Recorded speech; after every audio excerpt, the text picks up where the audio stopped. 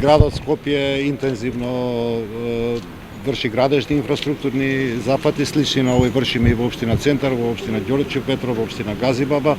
Овдека конкретно заради несоодветното постапување на минатите градски и општински власти, интензивната градба за жал не ја пратеше соодветна инфраструктура, водоводна и канализациона, и заради тоа влегуваме во ваков зафат со цел да обезбедиме нормално снабдување, нормален притисок на водата, нормален канализационен одвод на новите жители на населбата Тафталиџе, меѓутоа и на постојните изградени, бидејќи наша должност е едноставно да мислиме на сите граѓани без оглед на тоа кој кога, во која фаза е станат жител на било која населба, и всушност мораме да водиме за сметка за Скопје наредните 30 години, да овозможиме граѓаните овдека да имаат непречено водоснабдување и канализационен одвод. Водата во Скопје е втора во Европа по незиниот квалитет. Потребни се 30 години од Шар-планина преку Полог, преку Жеден да доспее до нашите граѓани. Скопје и Виена се единствените градови